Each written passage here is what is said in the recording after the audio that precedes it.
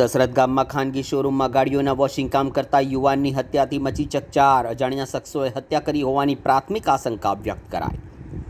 વડોદરા નજીકના દશરથ ગામમાં ખાનગી શોરૂમમાં ગાડીઓના વોશિંગ કામ કરતા 42 વર્ષીય ઉમેદ ભવનભાઈ વસાવા નામના યુવાનની આજે હત્યાની ઘટનાથી ચકચાર મચી છે. અગમ્ય કારણોસર અજાણ્યા શખ્સોએ હત્યા કરી હોવાની પ્રાથમિક આશંકા વ્યક્ત કરાઈ છે. ઘટનાની જાણ થતાં જ પોલીસ કાફલો સ્થળ પર પહોંચી આગળની તપાસ શરૂ કરી છે. મળતી માહિતી મુજબ મૃતક ઉમેદ વસાવા ખાનગી શોરૂમમાં ગાડીઓના વોશિંગ કામ તરીકે ફરજ બજાવતો હતો. પિતાના મોતિયાના ઓપરેશન બાદ તેઓ પુત્રની જગ્યાએ ડ્યુટી પર ગયા હતા. સવારે પરિવાર તેમને બોલાવવા માટે પહોંચ્યો ત્યારે તેઓ જમીન પર બ્લેન્કેટથી ઢાંકેલી હાલતમાં મૃત મળ્યા હતા. નજીકમાં મોટો પથ્થર પણ મળી આવ્યો હતો.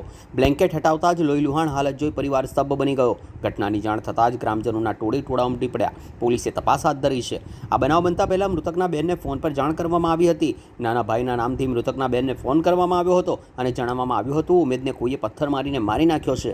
મૃતકના પરિવારમાં પત્ની, 2 સંતાનો અને ભાઈ બહેનો છે. પરિવારે હત્યારાઓને ઝડપીને કડક કાર્યવાહી કરવાની માંગણી કરી છે. નોંધનીય બાબત છે કે નાના ભાઈના નામથી બહેનને ફોન કરનાર કોઈ નજીકનો જ કોઈ હોઈ શકે, જેની તપાસ પોલીસ દ્વારા તેજ કરવામાં આવી છે. આ ઘટના વખતે નાનો ભાઈ નોકરી પર હોવાની પોલીસને કબૂલાત કરી છે. મારા ભાઈ છે અને શું બનાવું? હા, નોકરી કરતા હતા. હા. મારા પપ્પાને ઠેકોને એવા આવતા હતા. મારા પપ્પા નોકરી કરતા હતા એટલે પપ્પાનું ઓપરેશન કરાવ્યું છે એટલે એવા 2 દિવસ હું આવે છે. બરાબર.